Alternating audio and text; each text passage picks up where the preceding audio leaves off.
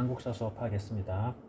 오늘 영상 다음 주까지 듣고 오면 돼요. 10월 20일부터 24일 고주에 할 겁니다. 고려가 토지 제도와 수치 제도를 운영하다. 교과서는 60쪽.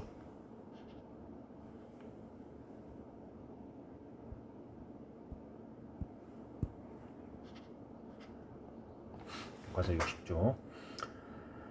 고려의 이제 토지 제도랑 수치 제도를 볼 겁니다. 먼저 토지 제도라는 거는 결국에는 이거는 관리들에게 어떻게 월급을 지급했느냐. 조선의 지배층인 관리들, 이 사람들이 국가에서 운영 일을 하면은 공무원인 거잖아. 그래서 그 사람들이 어떻게 이렇게 월급을 지급받았느냐, 지금으로 치면 월급인 거죠. 급여를 이렇게 씁시다. 급여를 지급받았느냐. 그리고 수치 제도라는 거는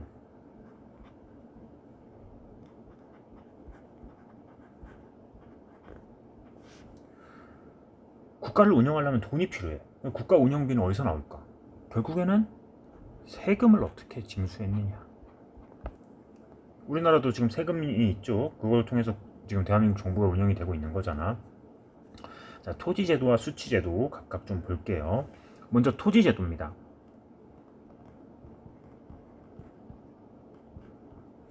고려의 토지제도는 전시과 제도가 기본이 될 겁니다. 자, 변천사를 좀 볼게요. 먼저 제일 처음에 태조, 우리가 알고 있는 왕건. 이 왕건이란 사람은 후삼국을 통일했죠. 후백제랑 고려랑 신라랑 나눠 싸우던 거를 이 왕건이 통일을 했어요. 그래서 자기가 이 후삼국을 통일하는데 공을 세운 신하들에게 포상의 의미로 역분전을 지급을 해요. 그 역할을 얼마나 했느냐에 따라서 나눠가지고 땅을 지급을 해줬습니다.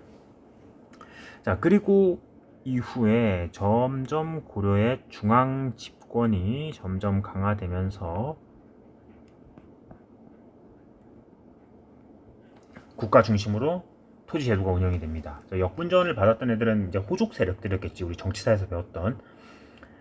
자, 중앙 집권 체제가 정비되고 고려는 전시과 제도라는 거를 마련을 했습니다. 위에 써놨죠. 전시과 제도. 전시과 제도는 기본 운영 방식이 수조권이라는 거거든. 오늘 어려운 용어가 좀 많이 나옵니다. 수조권. 용어는 어려운데 사실 내용은 쉬워요. 농민이 있으면 농민 A가 있는데 A가 이 수치 제도에서 세금을 원래는 국가를 상대로 내야 되겠지.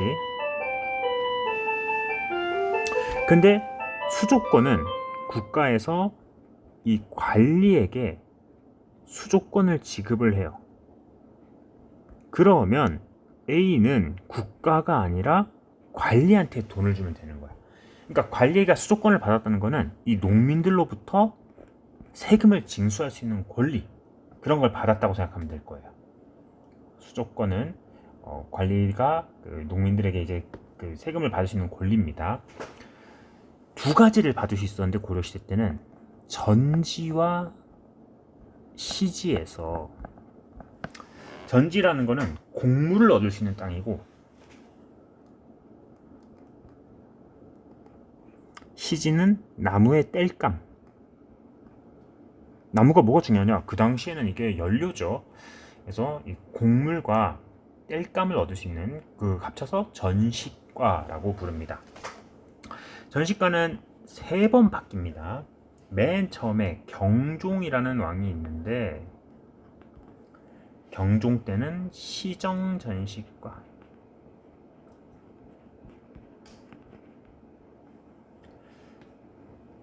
전현직 관리에게 지급을 했고 그 사람의 인품을 반영을 했어요. 근데 특이하죠. 인품을 반영한다는 건 사실 너무 주관적인 거잖아요. 객관적인 데이터가 없는 거잖아요. 인품이라는 거는. 그래서 목종 때 가서는 왕권이 조금 더 강화되면서 개정전시과,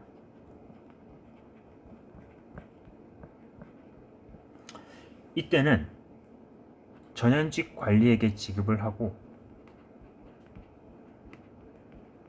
인품을 폐지합니다. 인품 대신에 그냥 관품, 국가에서 내린 품계. 인품이란 거는 그 주관적인 거지만 관품은 이 사람이 정 몇 품 뭐 이렇게 받는 거니까 이건 좀 객관적인 데이터가 되겠죠. 그러다가 마지막 문종 때는 땅이 없는 거야. 전현직 관리 다 주다 보니까 전직 관리들은 퇴직을 했는데 계속 월급을 받고 있잖아. 안 되겠다. 경정전시권. 현직 관리에게 지급. 전현직에서 현직 관리가 지급을 받습니다. 역시나 관품을 반영을 했습니다. 자, 이렇게 3번 바뀝니다. 전시가는 시정전시가, 개정전시가, 경정전시가. 자, 이거는 기본 시스템인데 근데 여기에 추가로 토지제도가 조금 더 있습니다. 전시가는 이 경정전시가쯤 되면은 관리가 죽거나 이렇게 물러나면은 경정전시가 현직이니까 물러나면은 또는 관리가 죽었으면은 반납이거든요. 이거는 국가에다가 다시 반납이 원칙이에요. 근데 반납을 안 하는 전시가가 있습니다. 완전 사기죠. 그러니까 아버지가 이 관리였는데 그 자식은 아무것도 안 해도 이미 그 아버지의 월급을 계속 이어서 받게 되는 거죠. 그거를 공음전이라고 합니다. 5품 이상 고위 관리에게 지급이 되었는데 이거는 세습이 가능했다. 다음 자손에게 세습을 할 수 있습니다. 완전 사기죠. 이거는 정말. 그 밖에도 한인전이라고 해서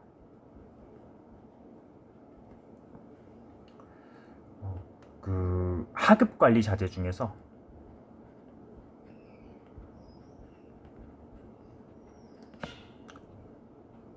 하급관리 자재 중에 하급관리의 자재 중에서 하급관리라고 하면 안 되는구나. 하급관리의 자식들 중에서 관직에 나가지 못한 사람, 이런 사람들에게 이제 뭐 최저 이렇게 살 수 있게 주는 거죠. 한인전을 지급. 그리고 군인전. 이건 다 주는 건 아니고 직업군인에게. 그럼 직업군이면 뭐 장군들도 받았냐? 아닙니다. 장군들은 이 전시가 받았어요. 전시가 받고 공음전 받았고 그런 장군들 말고 좀 하급 장교들, 하급 군인들 얘기하는 거야. 지금으로 치면 뭐 구사관 같은 하사, 중사, 상사 뭐 그런 급의 그 직업 군인들에게 군인전을 줍니다. 이거는 자식에게 세습을 할 수 있어요. 대신 땅을 줘서 세습 가능한 대신 군인 신분도 세습입니다. 아버지가 군인이었으면 그 아들이 군인을 해야 돼. 만약에 아들을 못 낳았다.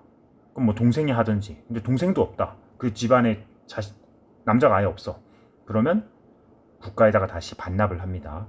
그러니까 그 직역을 세습하는 대가로 이 땅도 세습하는 거죠.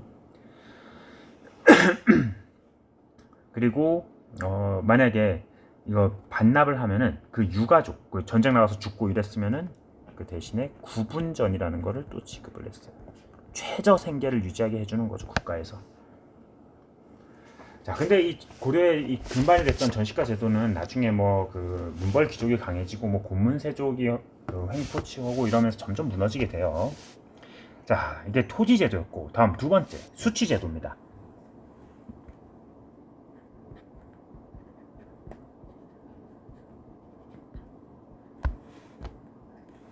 수치 제도는 일단 세금을 거두려면 어떻게 해야 될까? 땅이 얼만큼 있는지, 인구가 얼만큼 있는지 알아야 되겠죠. 그래서 양안하고 호적을 작성을 합니다.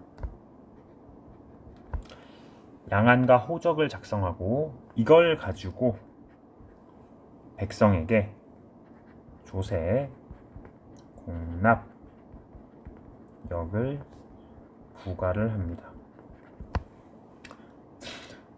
세 가지를 부과를 한 건데 조세는 토지가 얼마나 비옥하냐, 토지가 얼마나 이렇게 농사가 잘 되는 거에 따라서 3등급으로 나누고 그 총 생산량의 10분의 1을 세금으로 거둡니다. 많이 거두죠. 100만 원을 만약에 받으면 10만 원을 세금 내는 겁니다. 공납은 9년 단위로 할당되고 각 향리들이 이렇게 공물을 거두는 거예요. 실제 그 물건을 이렇게 만들어서 내는 거죠. 이거는 공납은 내는 건데, 매번 내야 되는 상공하고 특별 징수하는 별공 두 개가 있었다. 근데 점점 딱 내는 것만 내면 돼. 근데 특별히 내는 거 이런 거는 이벤트성인데 이게 자주 있으면 힘든 거지 사실. 세금이 점점 부과돼서 나중에 농민들이 힘들어집니다.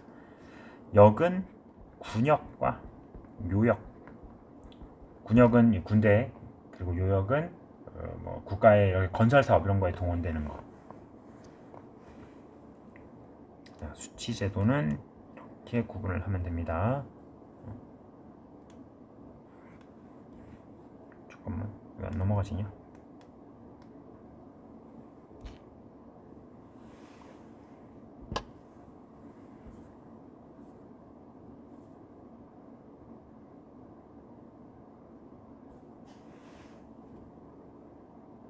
내가 뭔가 잘못 누른 것 같아요. 자, 그 일시정지하고 봐. 일시정지하고 쓴 거 보고 계속합니다. 이어서. 이 펜으로 했어야 되는데 잘못했다 내가. 그냥 일시정지하고 그 앞에 거는 보시고. 자, 61쪽에 이제 고려의 경제활동입니다.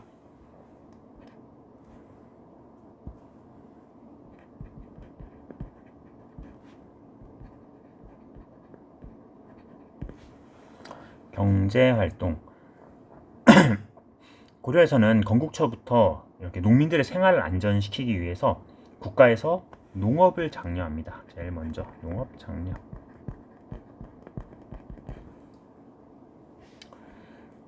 그리고 농민들이 농업을 장려하려면 농민들이 사는 거를 이제 국가에서 보장을 해줘야 되겠죠.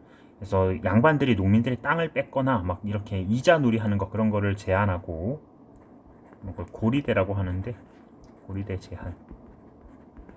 농민들이 먹고 살 수 있게 농민 안정책. 그래서 의창하고 상평창 이런 거를 설치하기도 했었다. 이거 우리 앞에서 그 환곡 배웠잖아. 조선 후기 때. 그거랑 똑같은 거야. 그냥 농민들한테 곡식을 빌려줬다가 가을에 되받는 제도가 의창이고, 그리고 상평창은 물가 조정 기구입니다. 그래서 농민들이 이제 살 수 있게 도와주는 그런 시스템이었고, 농업을 장려하면서 농업 기술도 발전을 하게 되어 농업 기술이 발전을 해서 소를 이용한 기피가리가 많이 활성화되었고, 그리고 시비법이 발달합니다. 시비법은 거름이야, 거름. 그래서 땅이 원래는 뭐 농사를 이렇게 지었으면은, 농사해서 추수를 했으면은 쉬어야 돼요. 왜냐면 땅에 이 영양분 같은 게 다 빨려 나왔기 때문에 좀 쉬고 나서 다시 농사를 지어야 되거든. 그거를 휴경이라고 하는데, 이 휴경지를 강제로 이렇게 땅에다 영양분을 공급해서 다시 농사를 그 다음에 바로 지을 수 있는 게 시비법인 거지. 여기다 거름을 주는 거죠. 거름을 줘서 영양분을 공급하고 그냥 바로 농사를 지을 수 있게. 이 시비법이 발달하면서 휴경지가 줄어들어요. 지금 우리가 이렇게 매해 농사를 지을 수 있는 것 같은 땅에다가 거름이 발달해서 그런 거야. 원래 그냥 자연 상태로 하면 안 되죠. 땅에서 영양분이 다 빠져나왔기 때문에.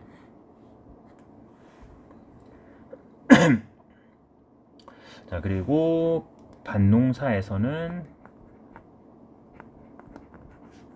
2년 3작, 2년 동안 3개의 작물을 이렇게 돌려가면서 짓는 그런 게 발달했고, 이거 되게 중요한 거야. 고려 말에 남부 지방에서 모내기법이 등장을 해요. 이게 중국에서 들어왔는데 전체 보급은 아니에요. 남부 지역에서 모내기를 실시를 합니다. 그러니까 이양법이라고 하죠. 심었다가 옮겨 심는 방식. 이러면 잡초가 안 자라가지고 되게 도움이 많이 되거든, 농민들에게. 이양법이, 모내기법이 이양법인데 그 모내기법이 실시가 되었다. 그리고 고려 말에 또 목화를 재배해서 겨울에 이제 좀 사람들이 얼어 죽지 않게 그렇게 노력을 했습니다. 다음 상업. 뭐 국가 중심으로 해서 관영 상점이 일단 농업을 발달시켰기 때문에 상업은 뭐 그렇게 장려되진 않은 것 같아요. 관영 상점이 설치되었고, 그리고 뭐 수공업품 판매들이 있었다. 좀 특이한 거는 화폐를 발행합니다.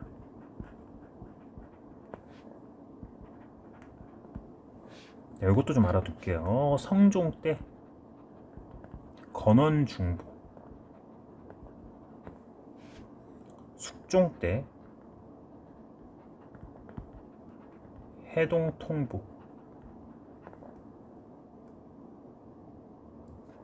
그리고 역시 숙종 때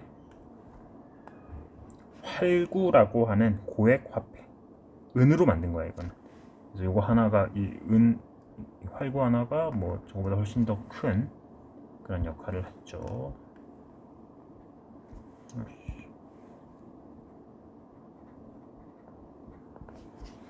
이런 것들이 발행됐다. 다음 수공업.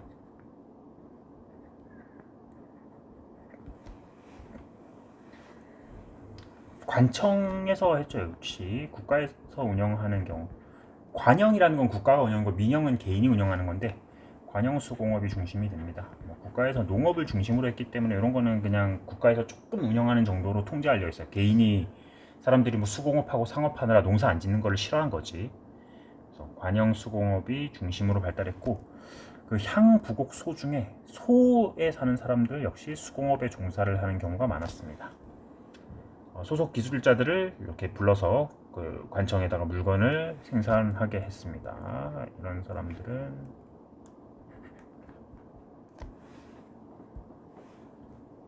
세금으로, 공물로 납부.